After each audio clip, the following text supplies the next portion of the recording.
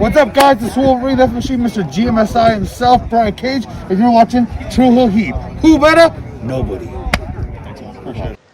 Hello. It is me, your Tru Heel Phenom SP3. Welcome to our latest weekly podcast, Tru Heel Heat 131. On this edition of Tru Heel Heat, we will be discussing the latest wrestling news, including huge plans for a SmackDown star moving over to Monday Night Raw, recap of WWE Hell in a Cell 2021, as well as WWE Raw that also had a Hell in a Cell match, WWE NXT with the debut of a brand new stable, 3 NXT stars getting main roster tryouts, including 2 actually being split up. WWE planning a big time first ever matchup for SummerSlam, and our very special top 10 greatest Hell in a Cell matches of all time. I am back once again with the beautiful, the lovely, the princess of all the Tru Heels, Miss Krssi Love. Hello, boys. How are you guys doing this lovely day? Hey, Boo. It's beautiful outside. It is a wonderful day, yes. Wonderful day in the neighborhood, and we are joined once again by the resident Tru Heel alcoholic himself, Top Guy JJ. Speaking of alcohol, so I made a mistake. So after this introduction, I'm gonna walk off for like 5 seconds because my cup is like directly across from me, and it's off of my set like an idiot because I'm putting a list together, and I'm like, yeah, that cup is looking at me like, yeah, you fucked up. Yes, we are got a lot of wrestling news to get into this week. First up, we want to send our condolences, our thoughts and prayers, rest in peace, rest in power to Super Genie Melissa Coates, who was the significant other of Sabu. Actually, me and Top Guy JJ actually got to meet her. We shared a vape pen with her and Sabu in New Orleans during WrestleMania 34 weekend. She passed away this week. That sounds epic. Wow. At a very young age of 50 years old. So, you know, thoughts and condolences to her family, her friends for the late, great Super Genie. But on a brighter note, this edition of Tru Heel Heat is brought to you by our good friends over at Powered 4 TV. Of course, Powered 4 TV is the lead streaming site for all of UK wrestling from past, present, and future. Our good friend John Scott, a shout out to him. And of course, if you want to get your subscription to Power 4 TV and see 1PW, see TNT Extreme, Superstar Wrestling, and all the great stuff that they got over there, you can use the promo code for 50% off SP3. So use that. Get your 50% off for Powered 4 TV. And of course, for everyone watching us on YouTube right now, give this video a thumbs up. Share this video with all your wrestling fans, friends, and family on all your favorite social media platforms. If you are new to the Tru Heel Heat YouTube channel, smash that subscribe button, hit the bell to stay notified so you always get contacted whenever we get a live stream or have new content right here on the Tru Heel Heat YouTube channel. Drop your comments down below in the comment section because we want to hear from you guys. We always like to say your comments out on an episode of Tru Heel Heat, but we can only do that if you leave your thoughts in the comment section below. If you're listening to us on all your favorite podcast platforms, make us one of your favorite wrestling podcasts on iTunes or Spotify or Anchor or wherever you're listening to us, and leave us a review, and we will also shout you out during our Tru Heel Roll Call, how we start off every edition of Tru Heel Heat. This is for everyone supporting us on social media, the Tru Heel Heat YouTube channel, or your favorite podcast platforms. Starting off with our top 3 conversation starters, the Tru Heel Trinity. Coming in at number 3 is none other than the New Japan aficionado himself, James Wims. James Wims. James Wims. Yes, he's Hanging in still in there, the hanging top in 3. there. Mm-hmm. Coming in at number 2 is the aforementioned Mr. Powered 4 TV himself, John Scott. And coming in at number 1, back from retirement like he never left, he joined us on Tru Heel Heat 130 during our live call-in edition. He is none other than Nick Jackson, the Yep, Negro. yep. Absolutely, yes. And thank you to everyone who joined us for our call-in edition last week. We had a whole bunch of fun, a lot of great insight. We got some impressions. We got some basketball talk. It was a lot of fun for you guys. We will be having another call-in edition maybe in a couple of months when we get more support right here on the Tru Heel Heat YouTube channel. We always like to bring you guys aboard because this show is interactive and it's all about you guys being the host as well. A couple of Tru Heels that we got to shout out: Carlos Navarro, Alliance Wrestling, Monica H. Love, who shouted us out on Twitter, showed love to our China documentary review. Also Pablo Arzino Palo on Twitter. A couple of YouTube subscriber highlights. We got Honest Beyond Reasonable on Tru Heel Heat 130. He said, "Cool show, guys. Enjoyed it a lot. Something I forgot to ask was Alexa Bliss sharing getting $600 for a cameo that someone posted on Twitter, and it was only 16 seconds long. That's disgusting in my opinion, and she's not the only one. A lot of the top WWE stars doing it. Basically, fuck the fans now and make my blood boil." Whew. Honest Beyond Reasonable getting very heated in the comments. And on a nicer note, from me and Krssi Love, during our Vice Versa Presents China documentary review, we got a great comment from Blaze Bodies, who said, "Outstanding review, sir and madam. You both expressed a true and honest review, and it was actually none other than China's ex-boyfriend, Jerry Police." Krssi, how about that? Yep. People looking at us, yeah. Shouts out to him. Shouts out to everyone who's supporting the Tru Heel Heat YouTube channel and us on all of our favorite social media platforms. But we're going to start things off as usual with a top news story.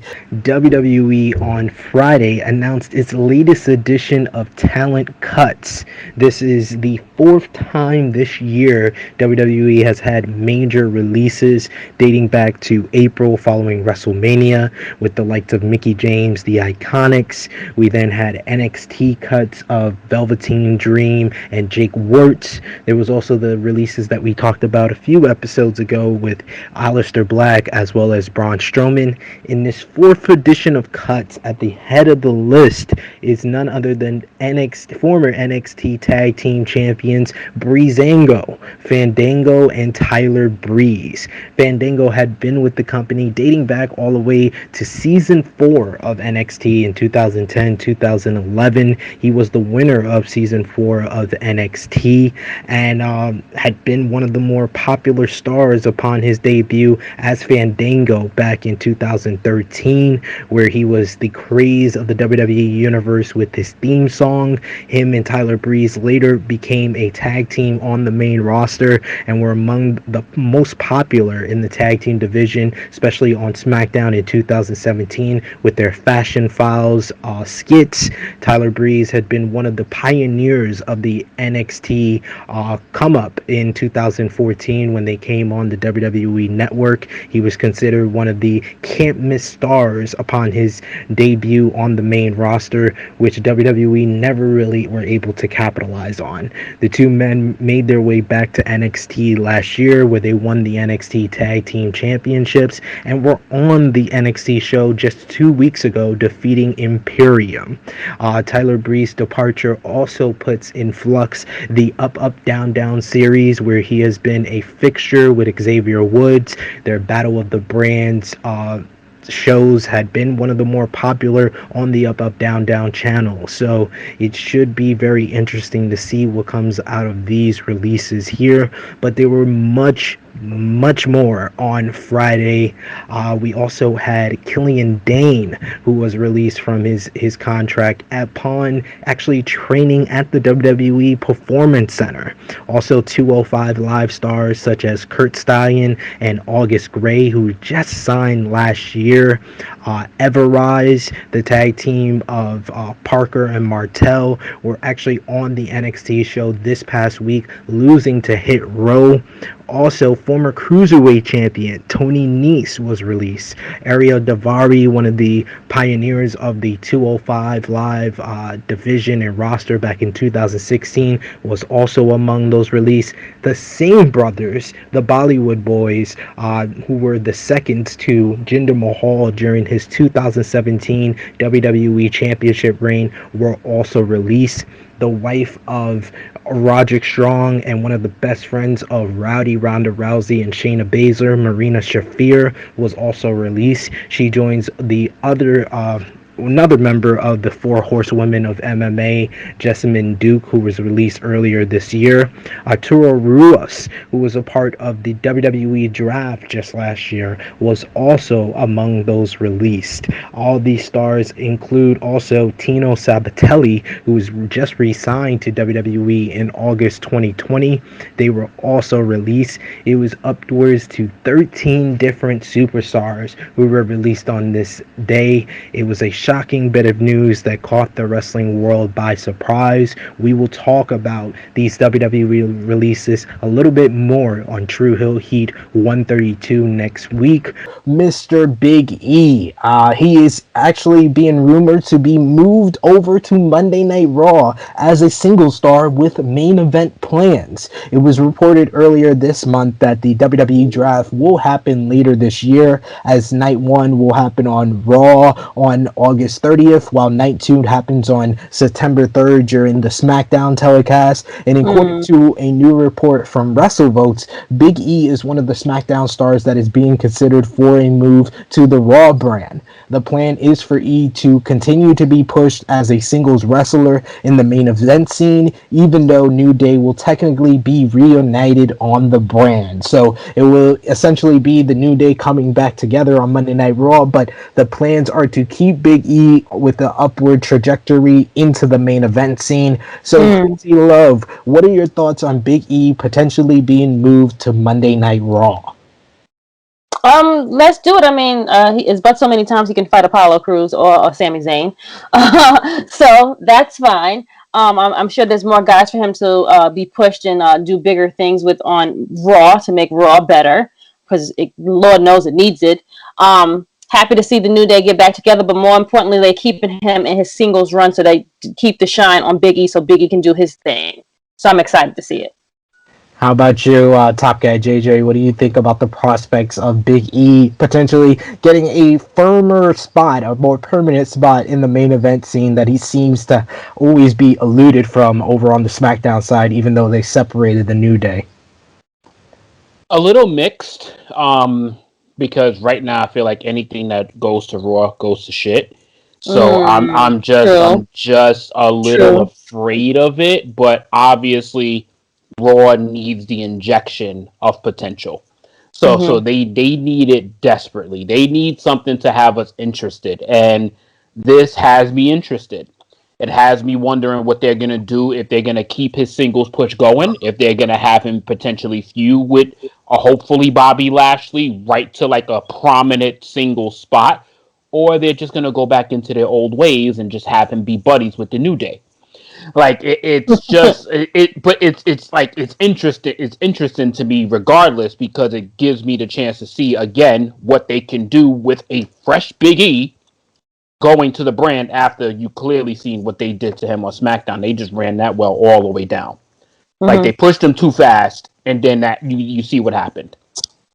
Well, they stopped the Jets a little bit after him winning the Intercontinental Championship. It became more about, elevating Apollo Crews to kind of meet him at a certain spot and keep him at that spot instead of him keep on moving up.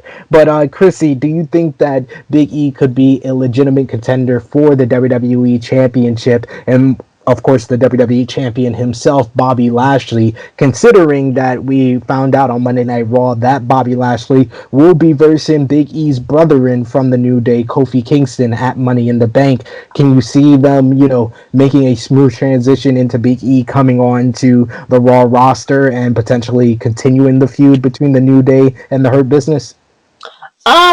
I think it can happen. I definitely think especially if MVP's hand is in it, he can try to mold it and keep that story kind of going. Like, oh well, your friend over here didn't get it, didn't do well. Let's see if you could. Let's see what you could do. We can run through all of you guys. He's already went through Xavier, so let's go to the third one. Let's bring the third one over. Oh look, they went and brought the third one over here. Let's just have Bobby Lashley take care of him too. So it's definitely a potential of a story to be good to keep the line going on to go into SummerSlam, I guess, too, as well. Yeah, I mean, the draft happens after SummerSlam, so this is gonna be more for like the fall. But like I said, the Money in the Bank pay-per-view is coming up. Could either one of you, I'll start with you, Top Guy JJ, see Big E potentially winning Money in the Bank and then making that transition over to Monday Night Raw, so you have a little bit more faith in him having a main event slot on Monday nights? It would make sense. Like, honestly, it would make sense to have him go over there on a hot note, because this idea of having to build him for weeks upon weeks on a show that is flustering, it's going to be hard to vision, because they clearly wasted their Money in the Bank last year. Like, completely wasted it. Okay. Absolutely wasted it. So they need to redeem themselves. They need to have somebody that is a threat, a real threat. Otis was not a fucking threat. So they need a real threat. So the fact that, I'm sorry for anybody that likes Otis, I don't give a fuck. Even the direction they have him going in right now is like, I like it. You know what? I like this Otis would have probably been a threat. Exactly. This Otis would have probably been a threat, because the heel Otis, like not the friendly like, Otis. Otis is hurting people and don't care. Yeah. Like he don't give a shit. Like, he's not this happy-go-lucky that's after his peach. Like, he's after crippling people right now, which is fucking awesome. And the tame of the hair, the whole look is all like, he looks intimidating. Like, he has this look. They're on a right path with Otis right now. So like, hopefully they continue it, but not last year's Otis. Last year's Otis was a dub. But hopefully, yeah, it was a pandemic. They didn't know what to do. I would like the idea for Big E to go to be able to choose where he's gonna go as to how he gets there. It should be very interesting what they're gonna do with Big E coming up, but WrestleVotes has been a very reliable source when it comes to wrestling news, so it looks like we're gonna have the New Day back on the same brand, which should make plenty of people happy. And with the New Day going into the main event scene at Money in the Bank, it does lay out a path for Big E to getting success on Monday nights. And Monday nights actually looked good this week, but we will get to that because we're going into what we missed this week, which first up, we got to talk about WWE Hell in a Cell 2021, which was a polarizing event. I've heard some people say it was fantastic. Really? Who said that? What? How? Hey! A friend of mine on Twitter, Spencer Love of Love Wrestling, he said it was a fantastic show. Alex McCarthy is Mr. Positivity. He said that he very much enjoyed it, although he did nitpick, certain stuff, as I did. And I thought that the wrestling top to bottom was very good on the show, with the main event being Bobby Lashley defeating Drew McIntyre in a Hell in a Cell match to retain the WWE Championship. But yes, there is a but. There is a but with a couple of these matches on the card. That was Bobby Lashley getting a win was thanks to interference from MVP and a roll up with a hand full of tights. Dirty finish. What did you think, Krssi, of the first ever time we have had a roll up gain the victory in a Hell in a Cell match? Dirty finish, but I was still happy that Bobby Lashley still won. Could we have had a better ending? Yeah, but we already know that somehow Drew McIntyre is going to fish his way back into the scene some kind of way. I hate to see it, but unfortunately it's going to happen because I'm getting about sick of Drew McIntyre right now. So I feel like they're doing the whole the old Roman where you're just throwing him down our throats. Like, just take all of this Drew McIntyre and just shove it down my throat. No, I don't want that. but I mean, the match was good, except for the pulling up the tights. But hey, some kind of dirty, you gotta have a dirty finish some kind of way to get off with the victory. He's a bad guy, so bad guy gotta, have some type of dirty finish. I understood the interference from MVP, and I like that because, it does protect Drew McIntyre. But let him get the win with the hurt lock. Let him get the win with a spear. Like, don't give me the roll up with a handful of Thai stuff. First, I had people like on, I think one of my friends commented on the Sportskeeda Wrestling review of Hell in a Cell, and they were like, oh, well, I've seen plenty of great matches finish with the roll up. Chris Jericho versus Shawn Michaels at WrestleMania 19. That's not a Hell in a Cell. Hell in a Cell is a feud ender. This was supposed to be Drew McIntyre's last time getting a shot at the WWE Championship. His last matchup with Bobby Lashley for the WWE Championship. Not gonna happen. We know need that. somewhat of a conclusive finish. Like, Drew doesn't lose anything if he's distracted by the interference and gets speared 1, 2, 3, or referee stoppage. He's in the hurt lock and he passes out. There is many of different ways they could have done it without having that deflating feeling with that finish to the show there. But if we're going to talk about deflating finishes, and if I want to get the real ire of Top Guy JJ, we got to talk about the semi-main event, which was Charlotte Flair versus Rhea Ripley, which I thought was well on its way to being another good one, on this show. But then Charlotte got the victory by disqualification thanks to Rhea Ripley using the front part, the plastic part of the announce table on Charlotte Flair. Yes, I am talking about the plastic part that pretty much 90% of WWE matches have the person get their hand slammed into that. But if the plastic part is used to slam it into their head, it's a disqualification, apparently. We never knew this, but now we know, thanks to Charlotte Flair versus Rhea Ripley at Hell in a Cell. What was your finish and the matchup, Top Guy JJ? Like I said during the roundtable, this was one of my favorite matches of the card. This was one of my favorite matches of the night. The storytelling, the wrestling, the classic Flair attacking the leg, which is where I thought it would have been poetic for her to end up beating her with the figure 8 on the bad leg. But then we use the most legal part of a fixture, and she gets disqualified for it. Every single WWE match that I have ever seen that involves a table has never ended in a disqualification with taking the table apart. So that happened to Charlotte Flair on a pay-per-view. On a pay-per-view. Not Monday Night Raw. Not a special on Main Event. On a pay-per-view for the Raw Women's Championship. There's a reason why I dumpster fired all over this fucking pay-per-view. Because, listen, this is literally a classic case of the performers going out there and busting their ass. And the writing teams with their fucking pens and papers completely fucking ruined it. There's nothing else to add to this. Like, that was wow. Wow, like, that shit is used in every match. Every single match, that shit gets taken apart. Monitors get thrown away. No one touch it. Right.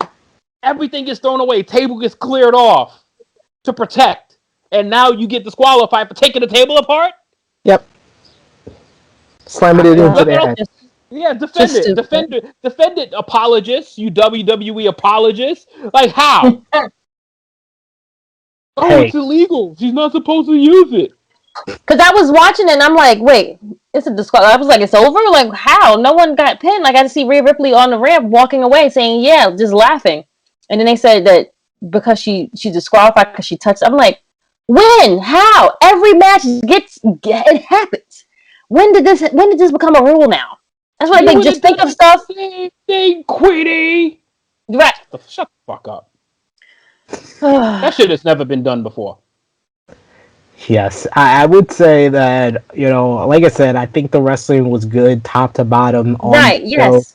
The story was great. A bit one match, which we'll get to, but other than that one match, all the wrestling was very, very good, and the performers delivered once again in the Thunderdome, keeping the streak. But this was finally the time where the booking and the finishes worked against them and stopped this from being like one of the pay-per-views that I say, the main roster delivered again, like we said at WrestleMania Backlash and WrestleMania, and even like a Fastlane, Elimination Chamber. We've seen plenty of good pay-per-views from the main roster, although we kind of trash on the main roster weekly. The pay-per-views always seem to deliver, but between this finish and the main event finish, there was a very deflating feeling to the Hell in a Cell pay-per-view. But there was some good on the show, and the best match on the show, I think, is inarguable that it was Bianca Belair defeating Bayley in a Hell in a Cell match to retain the SmackDown Women's Championship.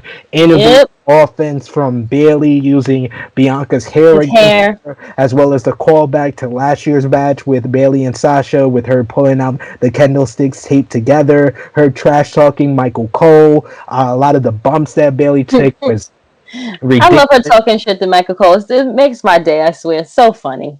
It's like she can't stand him.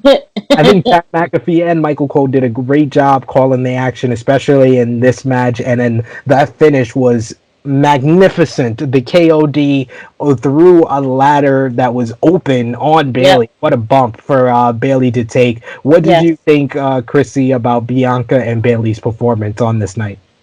I love it. I hope I get to see enough. They have great chemistry. They can tell a story great together. I think these two, such a trend to start the show, to put the set the scale for the show, even though the show was had its ups and downs. Yes.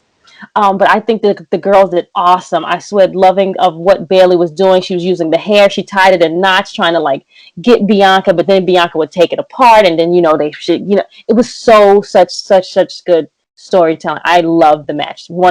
Great Hell in a Cell match for those ladies. Absolutely, they delivered. I love the fact they are making Bianca Belair's hair one of the fiercest weapons in all of WWE. She counteracted steel chair shots by whipping the chair out of Bayley's hand, and it seems like, I would say, the last 3 years, 2019 with Becky and Sasha, 2020 with Bayley and Sasha, and now 2021 with Bianca and Bayley, the women are outperforming the men in Hell in a Cell matches. The women are doing the damn thing. The last 3 years, yes. Yep, you're right. Absolutely. And the coin, what they did with Bianca and Bayley, it kind of goes back to what they was trying to do at WrestleMania Backlash with the chemistry with Bianca's hair. Worked to perfection in this match. Yes. Beautiful. Yep. Great storytelling from both ladies. They delivered the match of the night in a great opener to the show. But that wasn't the only really good matchup on the night. That was followed by Seth Rollins versus Cesaro in a very fun back and forth matchup with Seth Rollins getting the win. This guy predicted that correctly, because I know WWE booking, they were not going to let Cesaro win 3 times in a row over Seth Rollins. So absolutely. Had to happen. But great, awesome match. Yeah, I think we both gave Cesaro that bone. Cesaro got to get that bone. Absolutely. He had to take that L there. You also had Sami Zayn defeat Kevin Owens in a hard-hitting affair. Although I will say, overall, this card had a very repetitive feeling to it, because it was rematches from either WrestleMania 37, WrestleMania 36, or WrestleMania Backlash. Throughout this entire card, the one match that I've seen 101 times is Sami Zayn versus Kevin Owens, whether it's in NXT, the WWE, Ring of Honor, but every single time they seem to give us something different, and they gave us something different here. Sammy with the bloody nose, Kevin Owens selling the Nigerian nail like it's a pandemic, and selling the arm very well. So I think these guys delivered in the spot they was at, and Sami Zayn getting his first win since October of last year. Which is so sad. Which is so damn sad. How? When? I don't understand that. It's First singles victory since October of 2020, and his 6th singles victory since 2017. 6 in 4 years. ladies and gentlemen. A guy The way they treat Sami Zayn is just horrible. I swear, it's so bad. It's so bad. It's really really bad. It irks my nerves sometimes. I swear. But like I said, this show, which was impressive, that including the pre-show, had 4 out of 7 matches were women's matches on the night. Natalya and Mandy Rose, they delivered a pretty solid matchup on the pre-show, with Natalya getting the victory. But then on the other side of the spectrum, you had Alexa Bliss doing voodoo to get the victory over Shayna Baszler, which was incredibly disappointing because Alexa had very good offense. She was very aggressive, had a new feeling to her, but Shayna Baszler not being able to put on a wrist lock because Alexa Bliss was staring at her. And then Alexa Bliss hypnotizing Nia Jax to slap Reginald almost took me out of this whole pay-per-view. What was your thoughts on the voodoo child herself, Alexa Bliss, versus Shayna Baszler, Top Guy JJ? Oh, come on, man. You gonna really ask me about this voodoo bullshit? Like, how you gonna get voodoo in wrestling matches, man? Like, come on, like, what is this nonsense? Like, I'm sorry. Like, first of all, I'm glad they didn't pull the plug, these writers, in Reginald slapping the taste out of Nia. That would have just been fucking completely tasteless. Because it would have been completely for no fucking reason and completely unprovoked. Secondly, it was horrible. It's horrible to watch. Like, I can't get any enjoyment in watching shit like that. Like, I'm sorry, not during. Like, give me the Alexa shit in the ring. Give me the crazy shit in the ring. I don't mind all, but like all this extra. It's the writers coming in and saying, you know what, Alexa, you are doing a damn good job, but this is what we can do to fuck it up. Let's add some voodoo to your fucking character. Like, Alexa is perfectly fine the way she, like, all that crazy spider leg walking and joint, like, all that sick looking shit. Like, I don't, like, cool. That's fine. Voodoo? Right. But voodoo? The voodoo that you do. Like, this is the whole case of the pay-per-view is performers is like, we gonna show out tonight. We gonna do what we've been doing every month all year because the WWE has been doing well on their main event pay-per-views, the main event, the main roster pay-per-views. And then, you know what, writers is like, you know what, nah. Y'all getting too many dubs, performers. Too many dubs. Let's go up in here and let's flip the script on y'all. Let's fuck up 70% of this card. And if y'all survive that and still get good reviews, great job by us. Yep, they all thumbs up. The writers are doing great, which we'll get to one of the writers' comments. One of the writers' comments. They're going off. Like, that Lashley and McIntyre match was fucking brutal. Yes. And then you give me that last 3 minutes. Hey, this is WWE for you. You got to take the own worst enemy. Yes. Yep. This is all true, but that is not going to be the end of our Hell in a Cell talk. The final segment of this show, we're going to talk about the 10 greatest Hell in a Cell matches. Y'all have me do a whole round table on this shit, and we gonna talk about Hell in a Cell more. Would you let me finish? Did you not hear what I was saying? I said to end this show, we're gonna give our collective list of the 10 greatest Hell in a Cell matches. Sheesh. Okay. We're not talking about that fucking listening is key. We're not talking about that. Is key. We're not talking about that. I said Hell in a Cell. I didn't say the Hell in a Cell 2021 pay-per-view. I said Hell in a Cell. God bless Tru Heel Heat. Sheesh. So, moving on to what else we missed this week was Monday Night Raw, which was arguably the best episode of Monday Night Raw in 2021. The year. Of the year so far, which was highlighted by the fourth Hell in a Cell match in 4 nights, as Bobby Lashley defeated Xavier Woods, with Kofi Kingston looking on as his brethren got beat down to set up Kingston versus Lashley at Money in the Bank in a few weeks' time on July 18th. We will be going live with Tru Heel Heat on July 17th to preview that pay-per-view. The night was filled with Money in the Bank qualifying matches as well, with Riddle versus McIntyre in one of the best Raw matches that I remember in recent history. And I don't even know how he did that match, to be honest. I an don't even. banger of a matchup with McIntyre selling, what happened in Hell in a Cell, the bruises on his back. It added a lot to this matchup. And Riddle getting the victory in an upset, and then after the match, confronting his tag team partner and RK Bro, Randy Orton with the Randy, what's wrong? Give me a fist bump, bro. What's the Oh, bro? I'm always here for you. Randy Orton was not happy Bro. because They lost. John Morrison defeated Randy Orton thanks to a distraction from The Miz and Riddle earlier in the night. We also had a third upset of Ricochet beating AJ Styles thanks to a distraction from the Viking Raiders. On the women's side of the spectrum, you had Asuka and Naomi beat Eva Marie and, yes, Piper Niven no more. It is Dewdrop. As well as you had Alexa Bliss and Nikki Cross. Yo, I hate these writers. I hate like, what happened? I hate these writers, yo. Like, how? Nikki Cross with a brand new superhero gimmick. It was apparently her idea, defeating. Is it really? Yes, it was. It defeated Shayna Baszler and Nia Jax for those four ladies to qualify to the women's Money in the Bank. Krssi Love, what was your thoughts on this week's Raw, and what was the highlight for you? Raw was definitely so much better than the past weeks. We can actually got to tolerate the show today. It was actually much improvement from the weeks that we've had been given to us. Now I can understand the whole Nikki Cross thing, because she doesn't look like this mean, evil person. Like, she looks like this sweet, adorable, lovable thing. I wish she wasn't like, what's the name? The Hurricane's little daughter, or the Blue Blazers' birth child had a baby. I wish she could have came with a different color scheme. I don't know.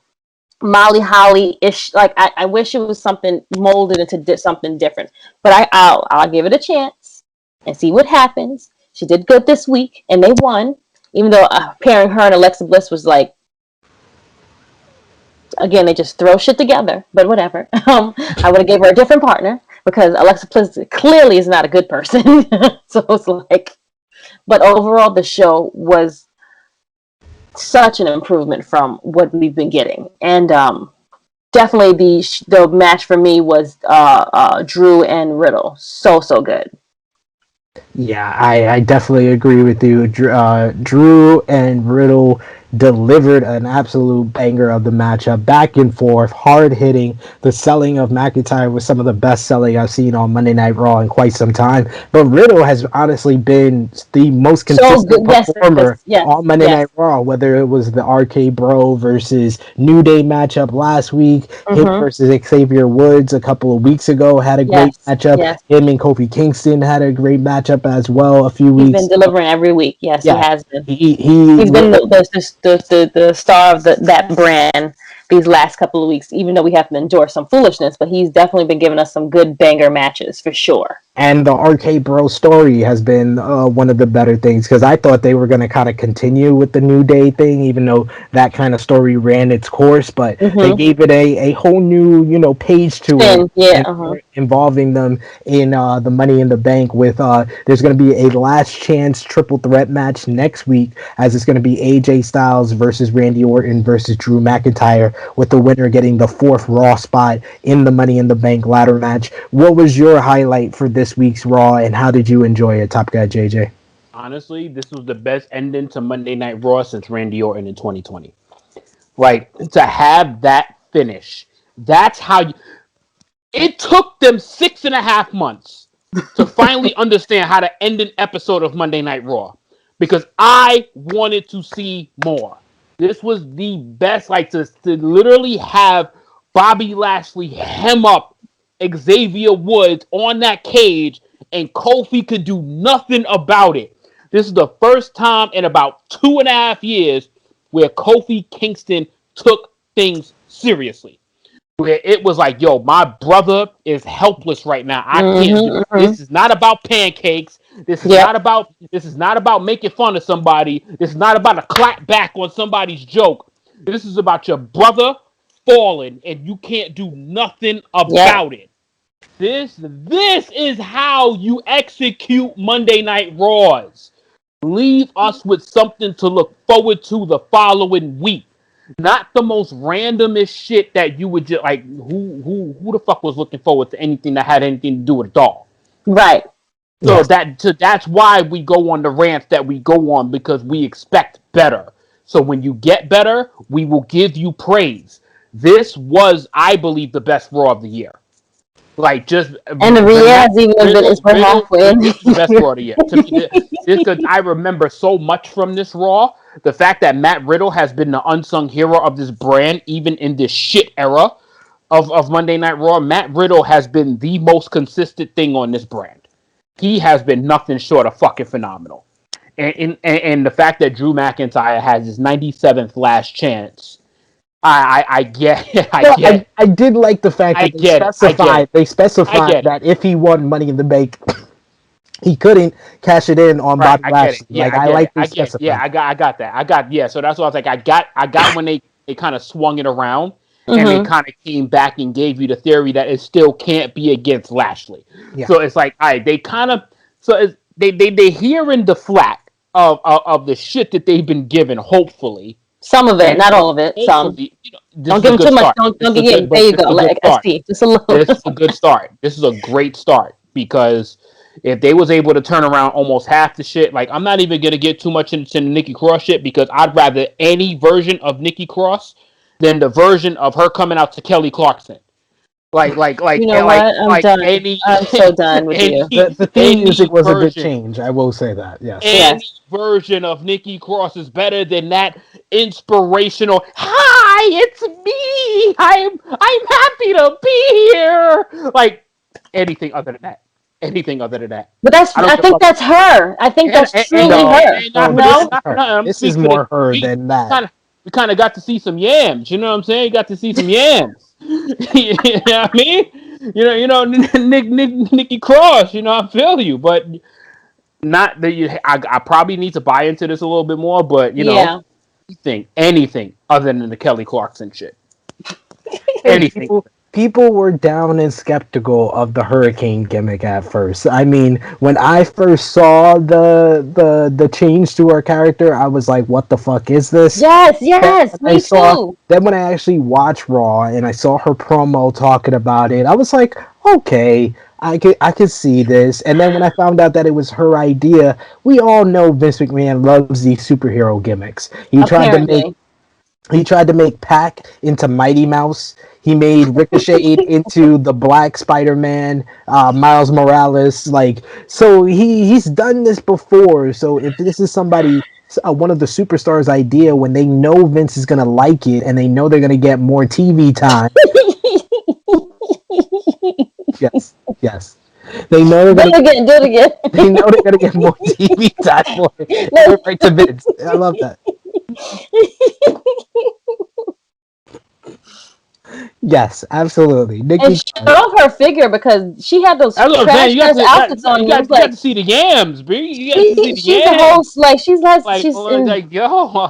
Nikki, why you was in the baggy pants all this time? Even though I hate, the only thing I can say about the outfit is when she had the thing on her face, they put like the blue, I feel like a 2-year-old painted that shit around her damn eye. You looking at that? I'm looking at the neck down. This guy. Okay. Before we met Mark Lloyd in the live chat and in the comments, making comparisons to Nikki Cross and Julie Hart. Let's move on to NXT this week.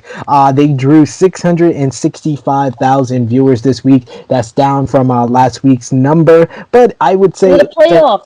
The playoffs, NHL playoffs, NBA playoffs, but it was another quality episode of the show. You had Kyle O'Reilly defeating the Cruiserweight champion Kushida in a brilliant mat wrestling clinic. Then Cole and Kyle O'Reilly got into a pull-apart brawl, while Kushida was attacked by the debuting Diamond Mine, which was Roderick Strong, Tyler Russ, Hideki Suzuki, and Malcolm Bivens.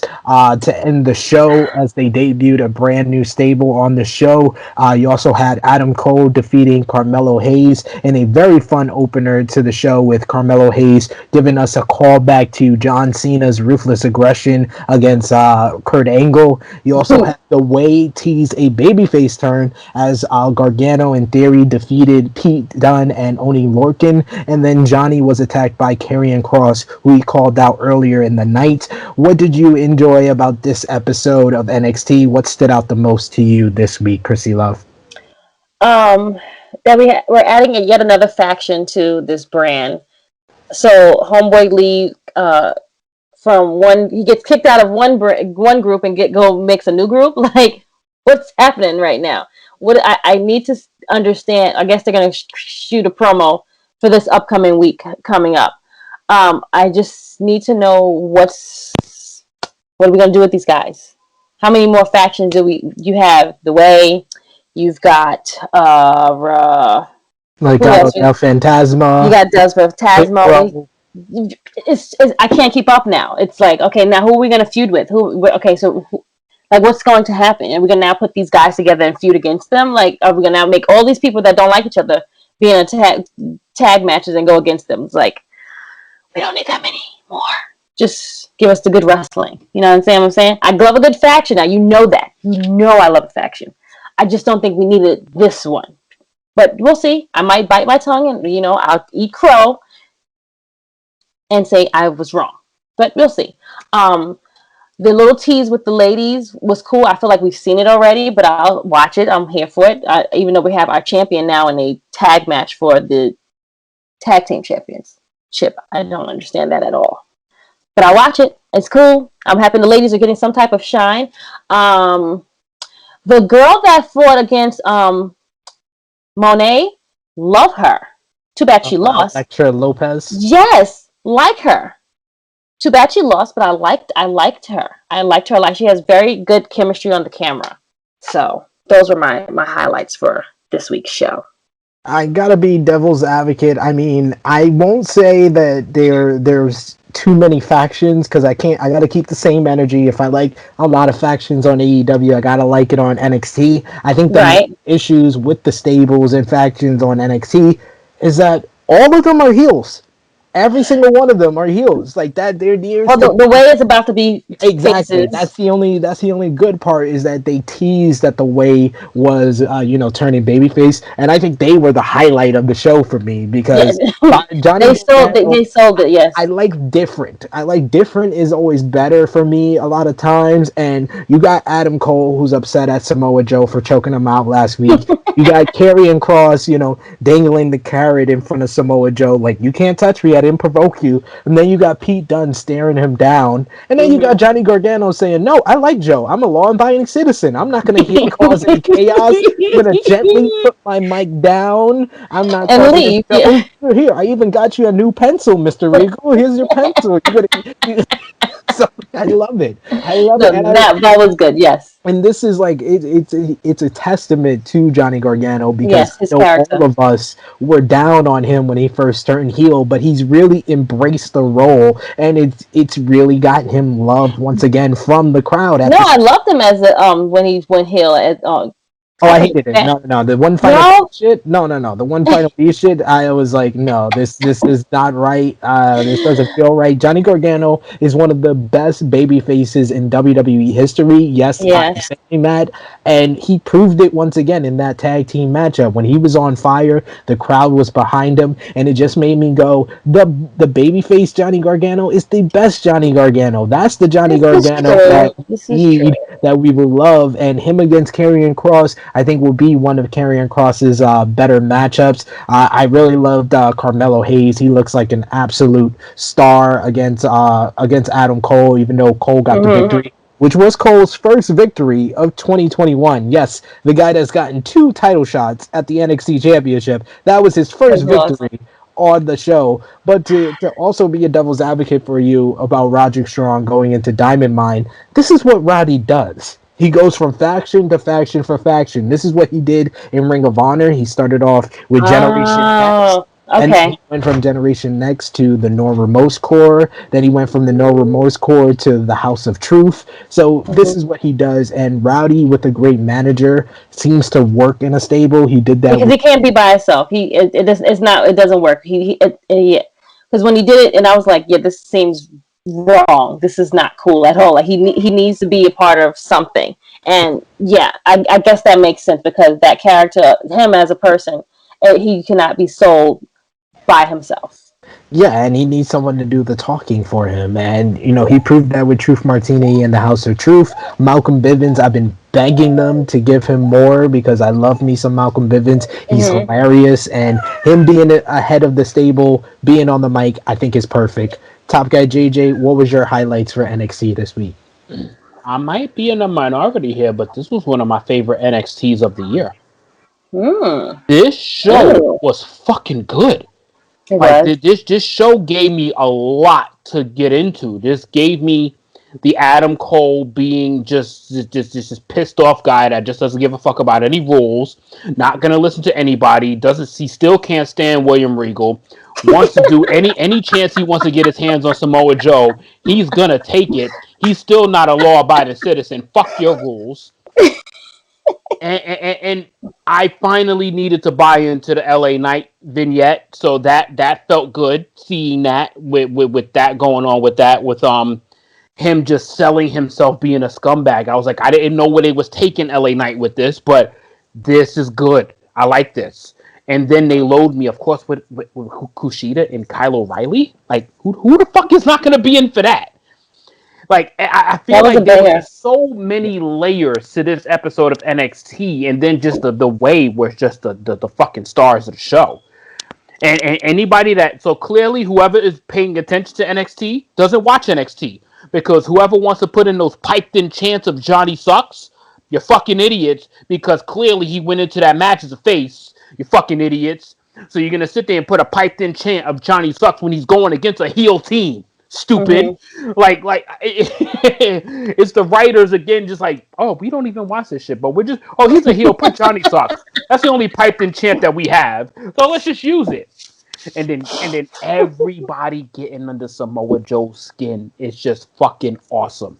Like, all these guys just picking at Joe. You got Karrion. I ain't provoke you. I love this episode, and the women had so much to offer on this show. Like, they had two good segments. Of course, Frankie, and I'm still trying to get into the Frankie Monet thing, but that pack of women right there, like, oh my god, did I just get a crush on Shotzi Blackheart? Yo, no, shit. Oh my god. I just want to She's say been a snack. What are you talking about? You late to the show, that fit though. But that segment was one of my nitpicks of the show. Yeah, mine too. The Frankie Monet, I think it's ridiculous. She's been on the show for 3 months, and that's her second match. She still doesn't have a feud. And two, I was reminded, I know for long-time Tru Heel Heat fans, me and Ember Moon have not had the smoothest of relationships. But, oh my god, when she talks, I remember why I hated her. Because she was fucking awful. She was obnoxious. And it rubbed off on Shotzi. I love me some Shotzi Blackheart. I've been a fan of hers since I saw her in Evolve. But them together, they are like the annoying friend at the party who you want to like, but they say corny ass jokes, and you're like, yeah, you're real funny. Oh yeah. Oh man, I was just like, shut up, turn off their mics. I was like, the only likable people here is Io Shirai and Zoe Stark, and they don't even like each other. I was like, this is ridiculous. Again, we're just throwing girls together. There go to SP. I know with that Ember love. There you go. That was awful. Oh my god. That shit was awfully funny. I'm just saying, Ember Moon, just wrestle. Just I wrestle. mean, I like her a lot I when she wrestles. ain't Not gonna when she lie. talks. I was paying attention to Shotzi that whole time. I really wasn't even listening to Ember talk. Oh my god, those thigh tattoos are fucking life. Dude, this is like the most perverted Top Guy Yes, JJ what's we've going seen in on, quite Chuck? some What time. is happening? Talking about Nikki's Maybe this yams, Terramana is hitting me a little bit differently, but I'm just saying, like, talking about Nikki Yams and Shotzi Yeah, Fit. Like, okay, all right, we got to move on, folks. Into our that's new. why I said that women's sect that made me cringe a little bit. But go ahead, friend. I agree with you. It just felt forced to be like, It look was at our all of it. Yeah, let's our put all tag these team girls division. together. Look at our tag team division. Like, no, your You tag don't have one. yeah, I don't have a tag. I have a bunch of women put together, but Thank you. it was good to see them all. But especially good to see Shotzi.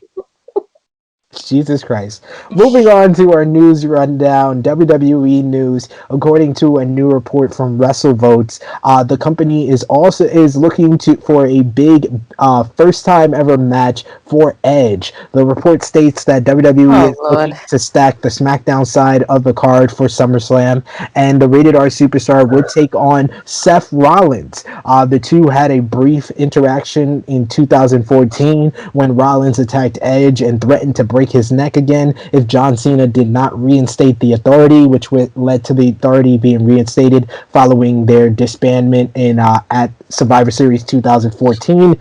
What would be your thoughts? You gave us the old man, Krssi Love. What would be your thoughts on Edge versus Seth Rollins at SummerSlam? I mean, I said oh man because it's like they're trying to get him in a feud with someone. Like you brought him back and you guys still don't know what to do with him. Is what I'm saying. Oh I boy, mean, cool. they're waiting to not bring him on TV until they have a plan for him. This is what I want from them. I don't want them to just put him I on TV and not have him do anything. That's what I just I haven't complained seen about Edge with since Frankie Monet. WrestleMania. Frankie It's Monet's been on TV for 3 months and doesn't have a feud. I'm okay with Edge being he's off of TV until he actually has a feud. okay. All right, fine. Got you. I just feel like another thing, like he came back from the Royal Rumble. It's something that's trying to be forced, and I feel like I don't want it to be forced. Let it just be natural and gradually happen. So now you're trying to find him someone to feud with. When you initially was talking with him to bring him back, you didn't have this plan set in motion already. That's my thing of saying, oh boy, like oh man, like I'm kind of over it. Like I don't really I don't feel the urge of saying yes. I want to see Edge in another match. That's what I mean. You know understand what I'm saying? Like that's what it is. And I like Edge. It's just the fact that now it's something that's now it's like okay, he came back, he had matches. All right, now it's over with. Really, like you can be like the Undertaker and come back maybe once or twice when they need you. And I think that's what's happening. And that's how I'm feeling. That's why it's like, oh man, whatever. Like that's why I'm rolling my eyes. Can he have a match with Seth Rollins? Probably so. It'll probably be good. How good? I don't know. Gotta see it. Gotta see what's going to lead up to it. So right now he's fighting with Cesaro. So how are we going to transition him from Cesaro to now Edge? Man, we're seeing different sides of the both of you on this show. No, but We got pervy guy JJ and come on, pessimistic Krssi Love. Sheesh. Pervy's always been there at some point. Pervy's always been there. But you're hearing from Krssi what the consensus is on part timers. Like so, essentially, he's going on a part timer schedule.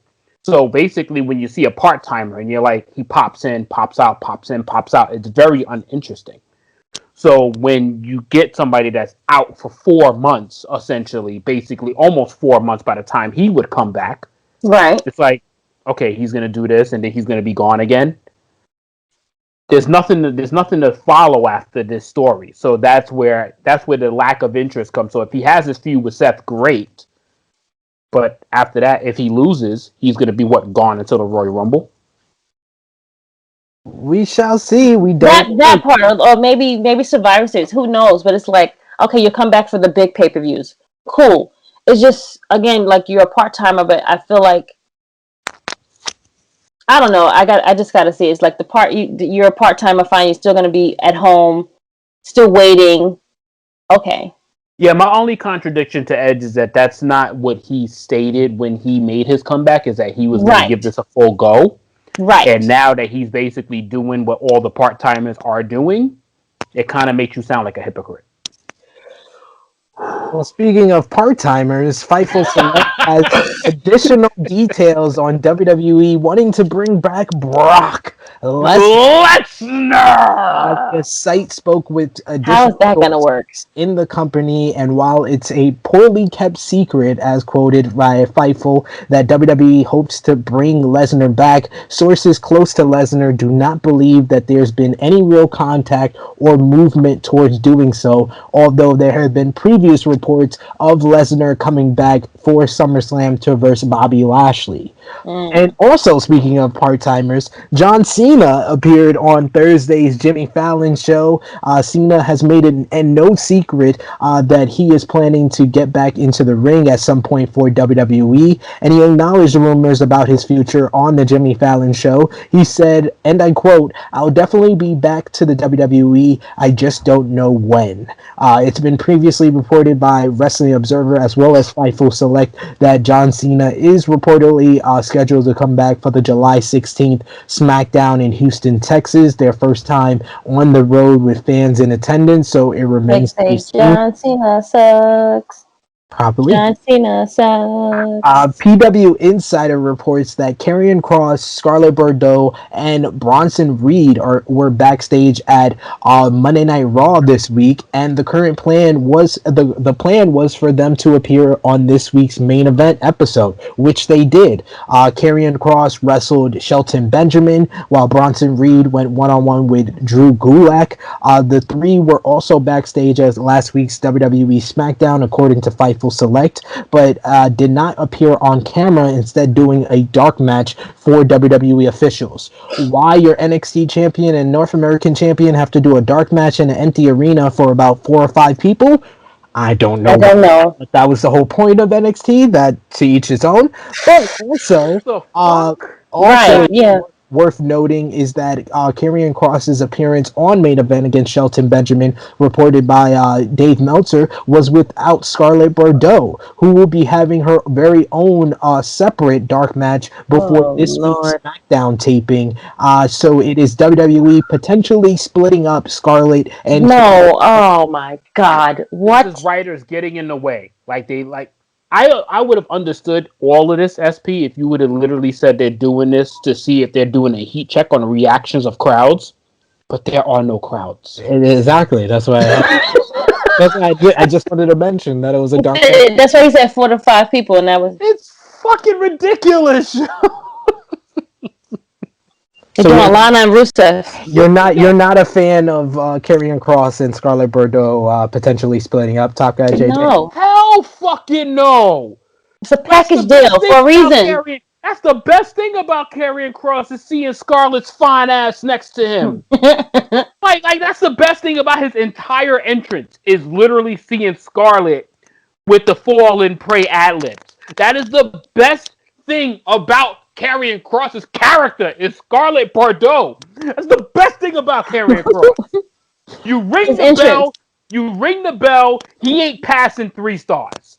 The best thing about him is his entrance with Scarlett. And you're going to take that away? And then he's going to talk on his own? No. Great. Got it, WWE. Y'all just don't know how to leave shit alone. The reason why it works in fucking NXT. It works there for a fucking reason.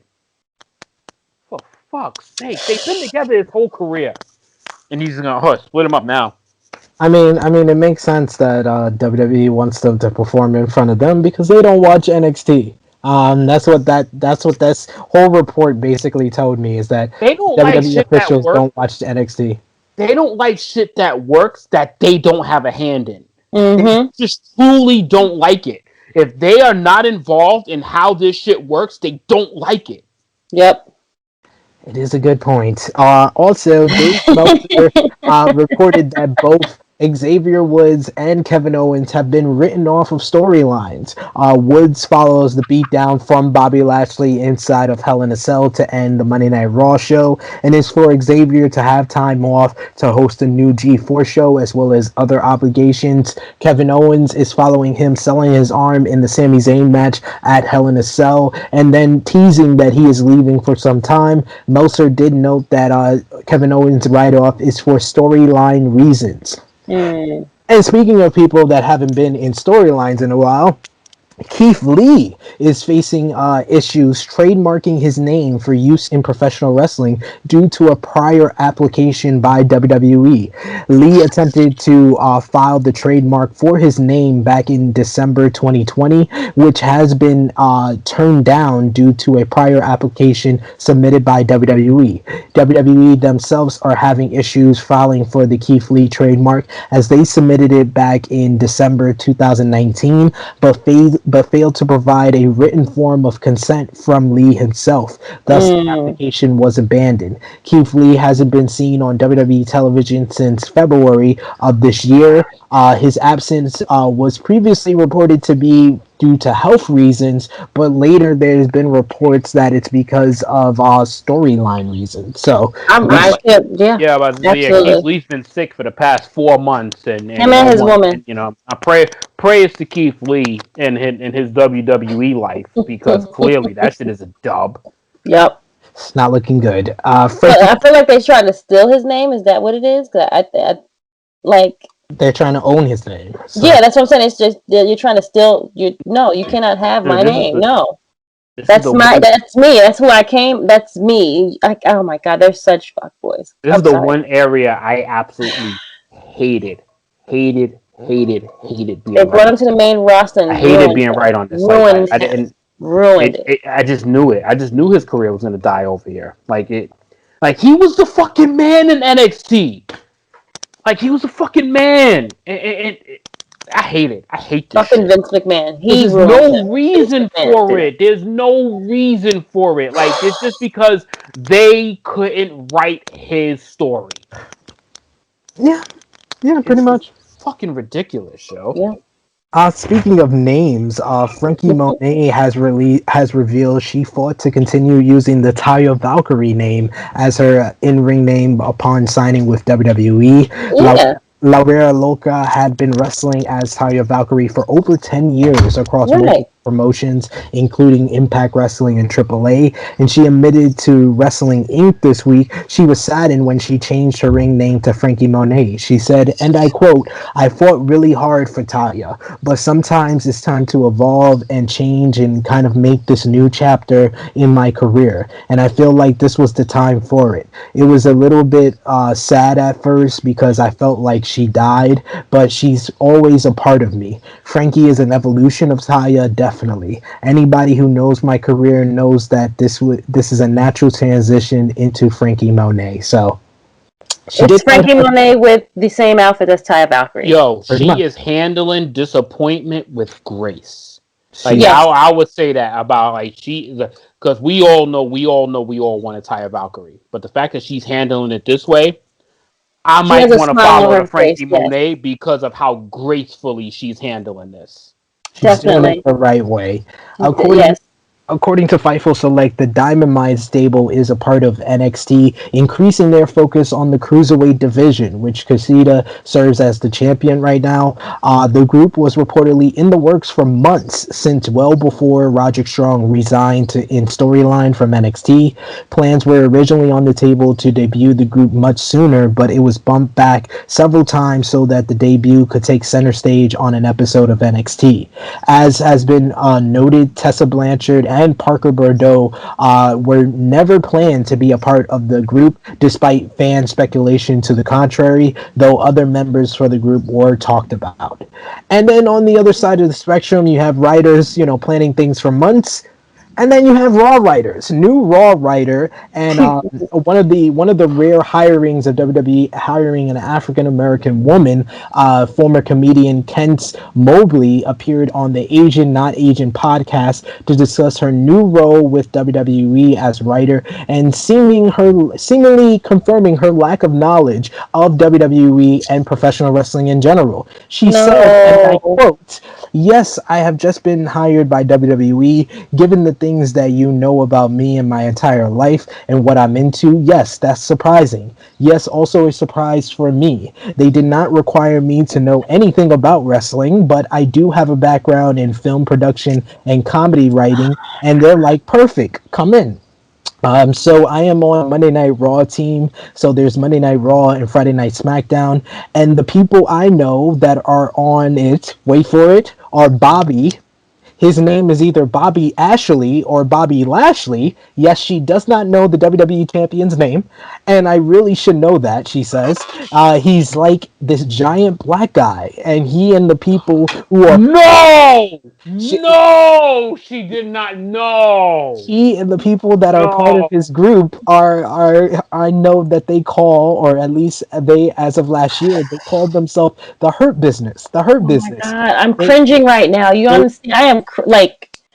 They wear suits and they're like, they're cool. Oh my God. To be fair, Put an application in now. She's African American, yes. female. So you had fans online like praising the WWE, like, oh, the WWE for hiring African American women as writers. Yeah, great. Like, not I do want to specify. I do want to specify. You can be happy that WWE hired an African American woman.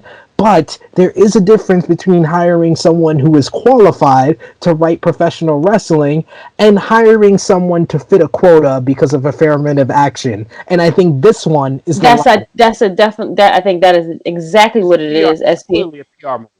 The PR move. He's gonna have no say so in any of the wrestling in Monday Night Raw.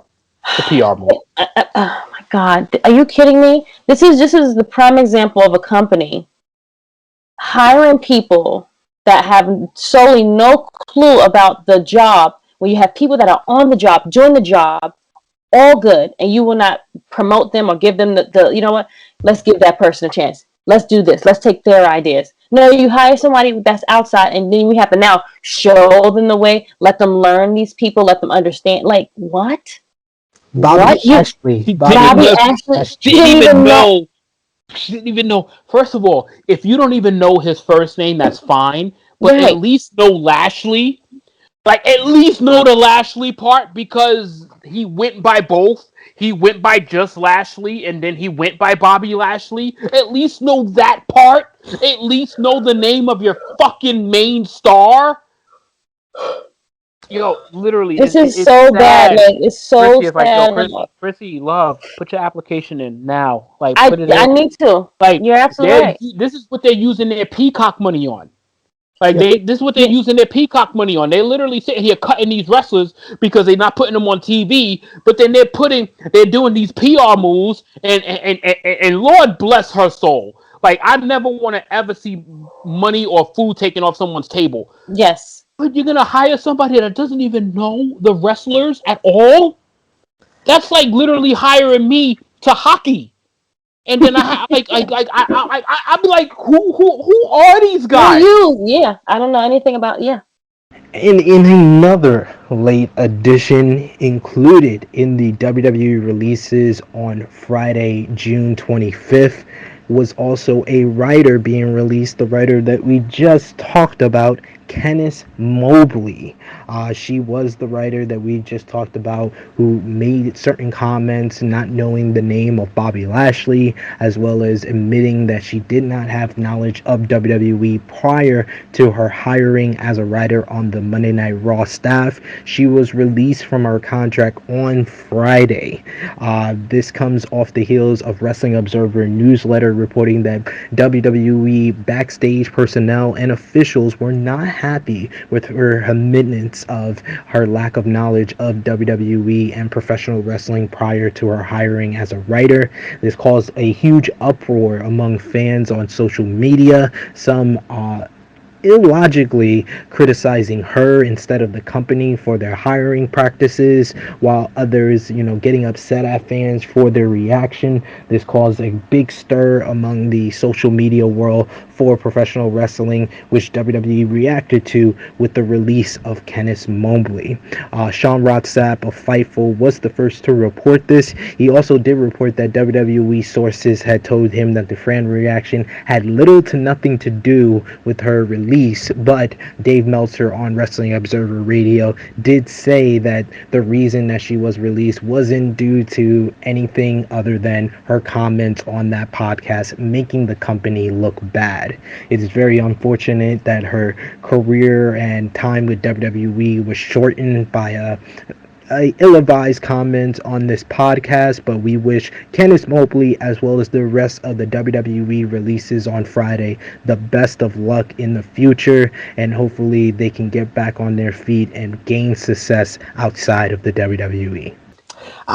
So our final WWE news note: in an interview with the Wrestling Perspective podcast, So sad. Oh my God. WWE superstar Ruby Riott spoke about her time dealing with WWE Creative and how she actually enjoyed being challenged by it.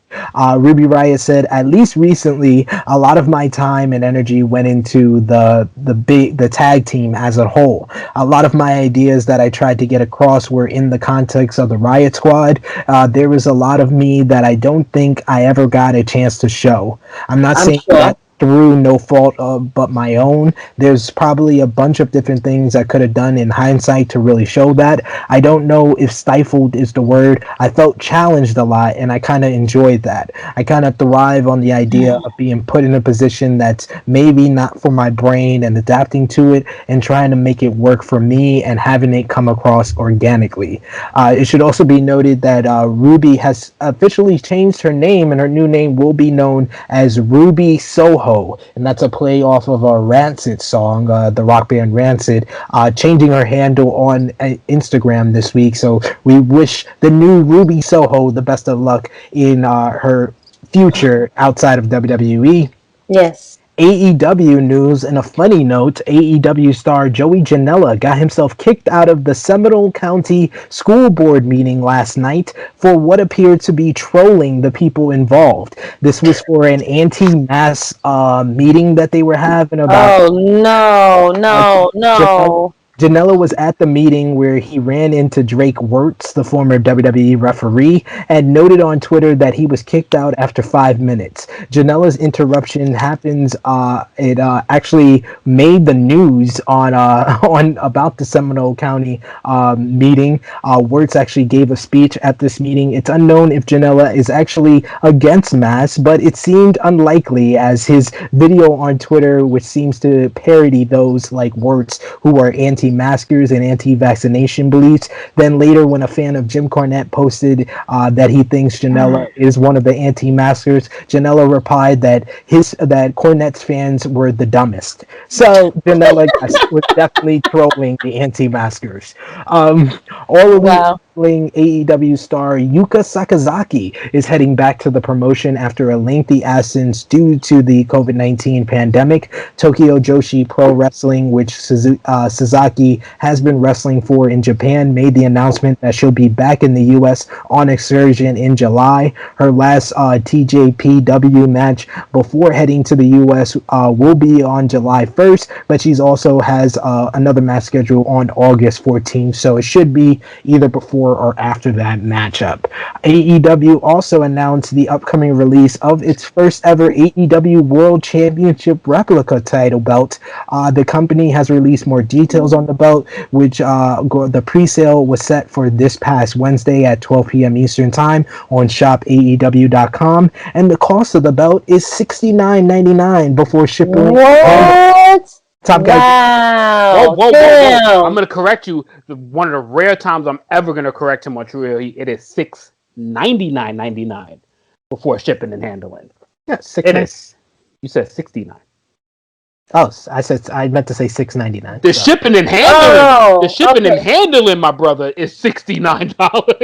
Wait.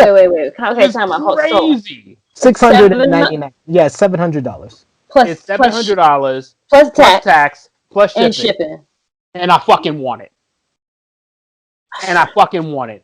That's a That bag, is, friend. it That's like a is that's the a like. most beautiful replica title outside of the IWGP Heavyweight Championship that I have ever fucking seen. It is beautiful, but I that said I is want it. so much. I don't know. I haven't put my mind to say I'm getting it. I know what you're saying, but it's just so. Why is it so much money though? Like, Hey, people pay $600 I for mean, Alexa Bliss's if I pull you second. my WWE title right now, the one that I paid almost $400 for, mm-hmm. the lack of work that's in that shit, and all the work that they put into this AEW I title, I literally know. a carbon copy.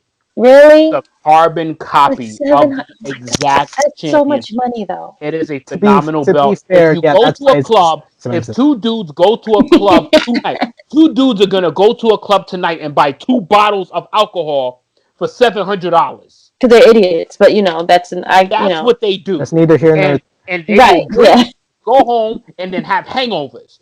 This title I will have with me for the rest of my fucking life. To be true. That is true. When asked if Tony Khan knows the plans for Kenny Omega as Impact World Champion and if they are working with Impact for the plans, Dave Meltzer on Wrestling Observer Radio said they are all collaborating, especially with Omega. With Sammy Guevara, obviously it wasn't as collaborated because it wasn't as high profile a picture. But before Omega ever won the title, there had been their battle plan all planned out on what is going to be, who he's going to be on what show with, and when it's going to be that he drops the title. That was all a part of the plan on the deal way ahead of time. AEW Dynamite closed out its Friday night run with the best rating and audience since it temporarily moved to the night late last month. Wrestlingonomics Brandon Thurston reports that the show drew a .2 rating in the 18 to 49 demo and did 551,000 viewers, up 5% and 13% from the previous week's .19 demo and an audience of 487,000. And the lineup for tonight's Saturday Night Dynamite will be, of course, you're going to see AEW World Champion Kenny Omega defending against Jungle Boy. Hangman Page, the number 2 ranked, will versus the number 4 ranked Powerhouse Hobbs. The Bunny will go one-on-one with Chris Statlander, and Matt Sydal will versus Dante Martin in a rematch from AEW Dark, which was one of the Dave Meltzer said one of the best matches they've ever done on AEW Dark, so that should be a very good one. In New Japan news, on Wednesday's Kazuka Road show, El Phantasmo and Taiji Ishimori of the Bullet Club defeated Roppongi 3K to win their 3rd IWGP Junior Heavyweight Tag Team titles. Congratulations to them. According to Dave Meltzer on Wrestling Observer Radio, New Japan Pro Wrestling is planning to film New Japan Strong TV tapings in front of fans very, very soon. New Japan actually also announced their first show in the United States to be held in front of live fans since February 2020. It's going to be called Resurgence, and it takes place on August 14th at the Torch at the LA Coliseum in Los Angeles. Confirmed to appear on the show are IWGP US Champion Jon Moxley, which is a very good sign to the relationship between AEW and New Japan, as AEW previously said they were not going to let Moxley do US shows outside of the company. Never Openweight Champion Switchblade Jay White will be on the show. Strong Openweight Champion Filthy Tom Lawler. The Good Brothers from Impact Wrestling, Finjuice, Shoto Amino, and TJP from Impact Wrestling will all be on that show. In other wrestling news, Tony Dempen will verse Dragon Lee for the ROH World Television title on the Best in the World pay-per-view on July 11th. The All Japan Pro Wrestling Triple Crown Championship was vacated due to a positive COVID test for its champion Suuma. They will determine the champion in a best-of-3 series. And in what has been turned out to be one of the biggest feuds and angles of the summer of 2021, Matt Cardona, the former Zack Ryder, has started a feud with GCW World Champion. He was featured on Dark Side of the Ring, none other than Nick Gage. At the June 6th GCW Zombie Walk show, Matt Cardona, dressed in all black with a mask, attacked Gage, giving him a paradigm shift, pretending to be Jon Moxley, and was revealed to the shock of the crowd to be Matt Cardona. The angle then continued a week later at a special convention for Cardona's podcast, where Nick Gage showed up and was escorted out by security. The two men will meet for the GCW title at GCW's Homecoming Night 1 on July 24th. Nick Gage addressed the feud on Sam Roberts' podcast, and he said, before he did all that clown shit and I was messing with him on Twitter, I had mad respect for that guy. We're talking about a guy who had been in WWE for over a decade. Him and Brian Myers, I just respect them. I'm a wrestler at heart, and I respect them grinding all those years at that place, and they would have never give him a shot. He climbed the ladder and won the Intercontinental title in front of 100,000 people. How awesome was that? Now he's going to get in the ring with me. There will be glass surrounding him, and we're going to go. He steps into my world, and he knows what it is. It's violence, it's blood, it's gory, and I'm gonna cut him. He's gonna feel that burn. All the stuff we use in GCW is real. We don't use fake glass or fake barbed wire here. So, Nick Gage versus Matt Cardona, ladies and gentlemen. It's gonna happen July 24th. Matt Cardona, I hope Matt Cardona is ready for that ex-WWE life because this is not a game. All that protection is gone, brother. Ain't no woo woo woo woo. It's gonna be ouch ouch ouch ouch. Woo woo woo, ouch ouch ouch. Yes. Oh man. So finally, we're gonna end off things. Like I said earlier, we're gonna talk about the greatest Hell in a Cell matches of all time. All three of us put together a list of our top 10 greatest Hell in a Cell matches, and we put it all together to give you a collective list of matches. Any honorable mentions before we go into our list first? Krssi Love? Probably stealing this from you guys, but it's okay. Definitely want to say Shawn and Triple H, 2004 for sure. Roman and Bray, 2015. I think everything else is pretty much on our list for honorable mentions. Well, not mentions, but as far as who deserves to be in our top 10, to be honest. But those two are my two honorable mentions. Top guy, JJ? Yeah. I mean, honestly, I would like to. I think if our little clusterfuck of Rikishi getting thrown off the cage, or thrown into the farm den or whatever you want to call that. That was the most comfortable 15-foot fall ever, but it still looked great on camera. Mm-hmm. And you know what? Shout out to the first women's Hell in a Cell match. Okay.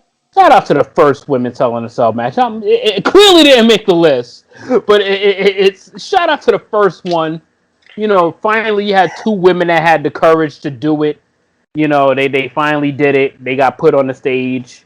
They delivered to the best of their abilities, and then it set the stage for them to be outdone, which happened a number of times. Oh, we forgot to say it just happened this weekend because it was really, really good. Bianca and Bayley. Yes. They definitely need and shout outs to my man Roman damn near killing Ray in Hell in a Cell last week. Yes. Like, You're right. Him out of the fucking ring, powerbombing him right into the cell. Yes. Like, it was damn near death that got prevented on Father's Day. It was a good weekend of Hell in a Cells. How about that? It was a good week of Hell in a Cell matches. My honorable mention will be from recent years, and I will say Randy Orton versus Jeff Hardy for him putting a screwdriver through Jeff Hardy's ear. Of the ears! That was great. Coming close. Yes, at number 10 on our list, only because of me. Because I seem to be the only one that didn't overlook one of the greatest Hell in a Cell matches of all time. There you go. See what you're saying? Triple H versus Batista at Vengeance 2005. The ending of their feud. This one was bloody. This one was brutal and had a fantastic finish to the matchup. Triple H grabbing the sledgehammer as Batista lifted him up for the Batista bomb, and he looked like he was about to hit him, but he was all out of gas, and Batista hits the Batista bomb right on the steel steps for the victory. This established Batista as confirmed him as the main eventer. You know, WWE, like we seen with Cesaro and Seth Rollins, if you get 2 wins on the guy, you don't usually get the 3rd win. And Yeah. that had beaten Triple H at WrestleMania, then at Backlash, and then this Hell in a Cell match should have been Triple H getting the win back because Triple H actually was undefeated in Hell in a Cell matches outside of the Armageddon Hell in a Cell. In one-on-one Hell in a Cell matches, he was undefeated going into this matchup, but Batista got the victory against him. So I had to show love for that. That was my number 2, but claiming at number 10 on our collective list. Coming in at number 9 is actually one of the other women's Hell in a Cell matches, as Sasha Banks went against Becky Lynch for the Raw Women's Championship in 2019. Miss Krssi Love, this made high on your list. What was your thoughts on this one? This was a banger because, again, the women, like, this was one of those Hell in a Cell matches that did better than the men's one. And this, they showed their asses off. And I feel like we mentioned before, like the last few years, the women have outdid the men in their Hell in a Cells. And this was one of those ones where the women outshined and delivered and kicked ass. And we didn't really talk about the men's one that much because we were talking about the women. So this is why this one was so high on the list. Yes. The women definitely been outperforming the men as far as the Hell in a Cells for sure. But the men have been delivering some ones, but more importantly, the men together in a tag team Hell in a Cell, only the second in history, comes in at number 8 from 2017. It was the Usos versus the New Day in an absolute incredible matchup, filled with drama, filled with hate, innovative spots like the Usos trapping Xavier Woods up against the cage with kendo sticks up against his body. You had the great facial expressions from Kofi Kingston outside of the cell. Big E with a great performance, but this was really a star-making performance for Xavier Woods. Even though the Usos got the victory here, I think that Xavier showed out and showed his worth in this one for sure.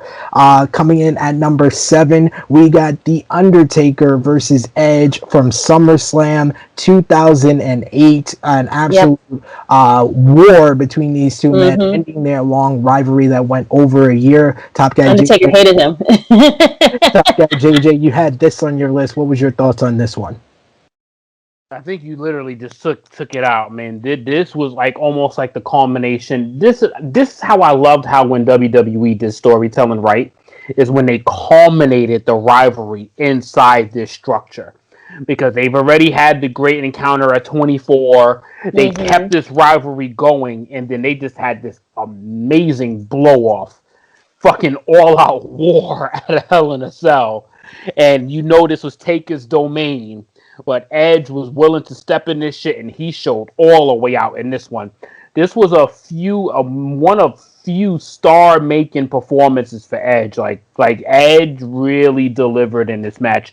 I mean, we kind of know that this is what we're gonna expect from the Undertaker. Like this is like basically Undertaker's playground.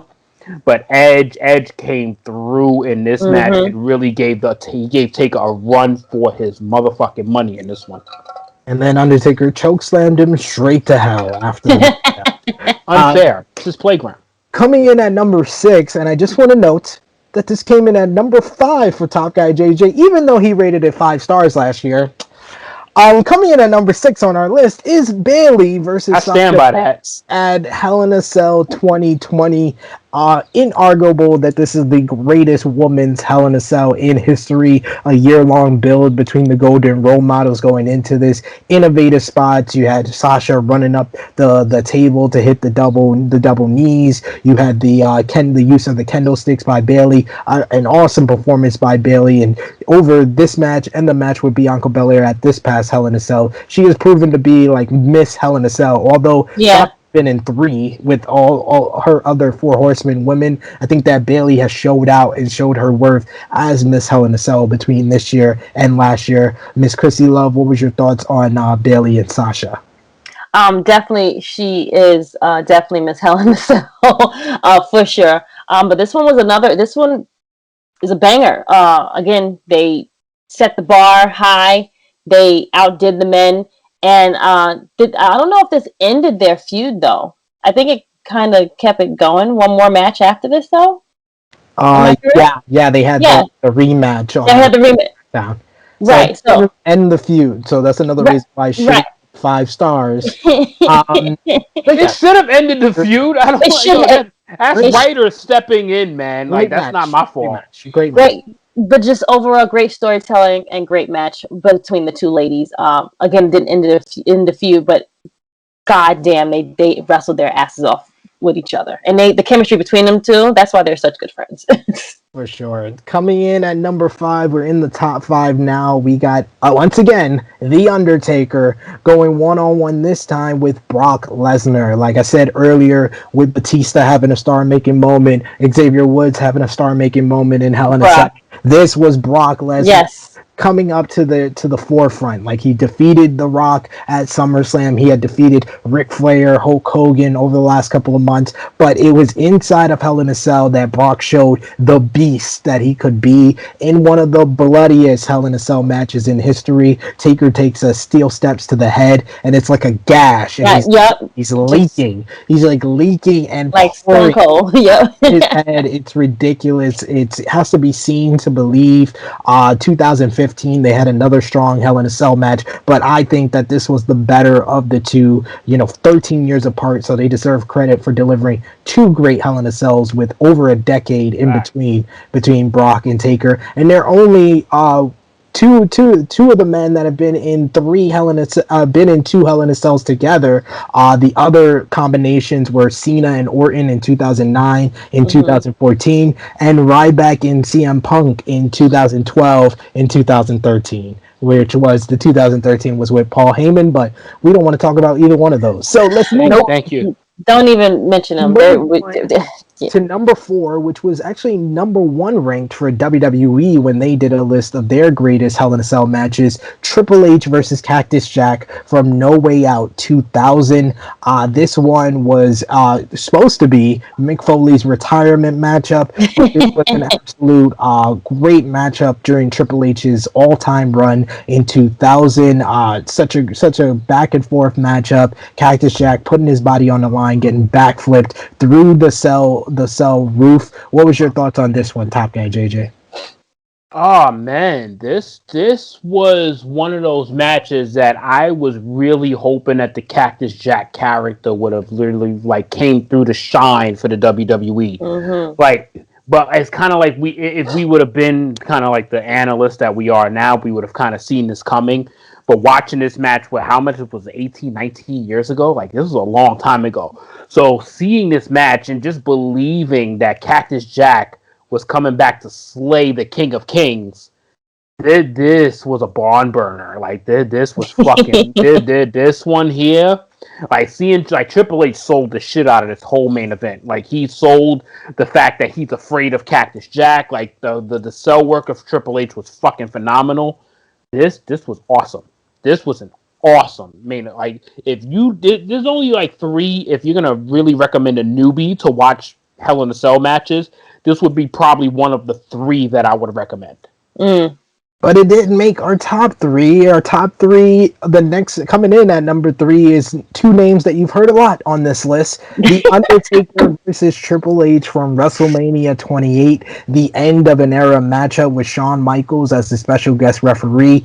I would say this is the best acting and the most emotional Hell in a Cell in history, which also has the greatest near fall in WWE history, where Shawn Michaels hit Sweet Chin Music into the pedigree on The Undertaker, and we thought the streak had ended for a moment there before The Undertaker kicked out. Shawn Michaels' exasperated face kind of was the expression of the entire crowd in Miami, Florida. Coming in at number 2 is the OG, the original Hell in a Cell matchup from Bad Blood 1997, as it was Shawn Michaels versus The Undertaker. And this is the essence of the Hell in a Cell. I had this as my number 1 because I felt like the first Hell in a Cell was the best Hell in a Cell because it was what Hell in a Cell was supposed to be. It was because Shawn Michaels kept running away from The Undertaker with DX, and he finally had to be trapped inside the cell. And not only did they put on on a tremendous performance, an amazing matchup that stands up as one of the only 5-star matchups in WWE history.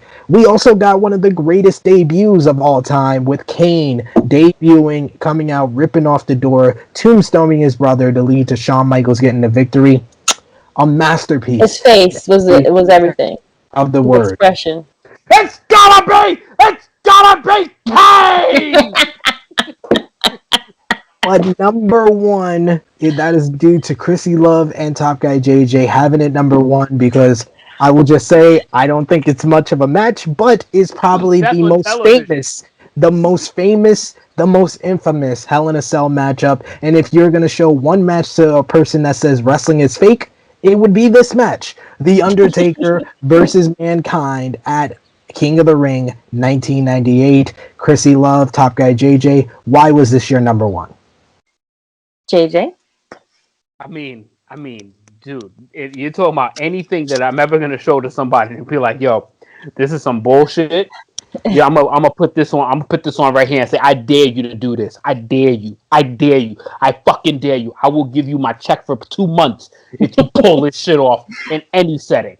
To get thrown like this literally catapulted Mick Foley into a stratosphere that he could never reach again. No matter what he did, winning the WWE title, winning multiple championships, this was the pinnacle of his life. Yes. And this man has been in barbed wire matches. He's been in death matches.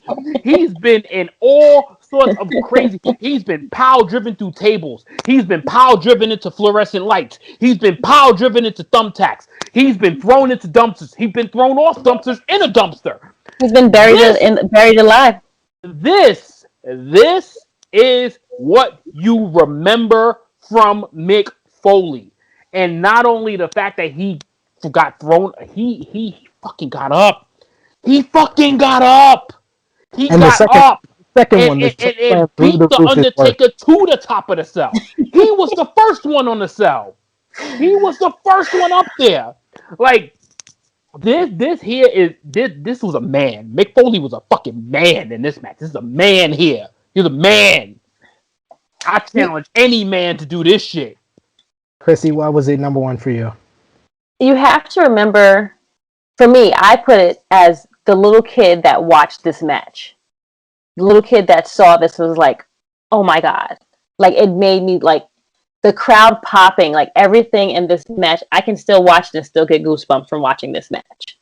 Yes, they didn't have much fighting, SP. However, the match itself just gave you the story of no other story. Watch any other Hell in a Cell match you want to watch.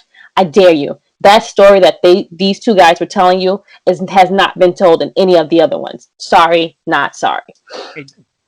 Just before, you know who told us such a great story in this match? Who? Jim Ross and Jerry Lawler. Facts. Oh my God. Magical commentary in this match. From the commentator, from the crowd, the people around the ring, people when Mick Foley was thrown off the ring and people were bringing him up, and then he goes back and he goes fighting and he goes back on top of it. It's just so many elements to this. And then when you hear them go back and tell the story way back then, it's mind-boggling, even from both sides. Talk about a French kiss? And I'm sorry. Y'all both through the cell. Y'all both didn't mention him getting chokeslammed through the cell, which is worse than getting thrown off the cell. When we get there, when he gets thrown through the cell, Jerry Lawler's like, oh my God, he's dead. Oh my God, he's dead. He's dead. But he and Mick Foley always said, but do you remember that pop? Like the pop of from every, like, he's not even focusing on like the wrestling. He's just remembering what he would be remembered for and the people that popped for this. I wish I was the kid that could have seen that shit live. But I saw it at home on an illegal pay-per-view, but it was so good and so fun. The announce table broke his fall. Yes. In the first one. Yeah. The ring, there's no give. There's no give. The fall. SP and Krssi, guess what happened after that? The fucking match continued! It continued! They didn't stop it. Still had a fucking pulse in this match. Like how? It continued. Can't argue too much. I had it in my top 5, so that is our list are the top 10 greatest Hell in a Cell matches of all time. Let us know in the comment section below what your list is, what your greatest Hell in a Cell match in history was. Let us know in the comment section below. But that brings us to a close on Tru Heel Heat 131. Miss Krssi Love, please tell the people where they can find you on social media. You can find me with my good brothers every week as one of the co-hosts of Tru Heel Heat. Every week on our podcast, I am on IG, Twitter, and on Facebook. It's Krssi Love _ or just Miss Krssi Love. And as my name is just Crystal Lynch. And Top Guy JJ. On Instagram, you can find me at Tru Heel _ Top Guy JJ, and on the YouTube channel on Tru Heel Heat, you can find me every week with these two awesome people on Tru Heel Heat every week, and sometimes on the round tables as we cover some really, really good pay-per-views, sometimes sometimes some really fucked up storytelling, and the one and only appearance on the Monday Night Raw the Rated Raw Superstars, Rated Raw Superstars. With Drunk Guy and Romeo featuring the hit song Doll in the Mirror. Absolutely. And you can see Top Guy JJ on our Hell in a Cell roundtable review. If you want an in-depth analysis of the last pay-per-view from WWE, you can see myself and Krssi Love on the Vice Versa Presents China documentary. Of course, you got Blunt Impact, AE Recap, Dark Power, Joints and Jabronis, all the great stuff, Rated Raw Superstars, NX3, all the great stuff, Fusion of Honor from the Tru Heel Heat YouTube channel. You could find me at Tru Heel SP3 on Twitter. You could also find us all Facebook, Instagram, and Twitter at Tru Heel Heat. So until Tru Heel Heat 132 next week, it is me, your Tru Heel Phenom SP3, for Miss Krssi Love, for Top Guy JJ. We are signing off until next time. Peace, y'all.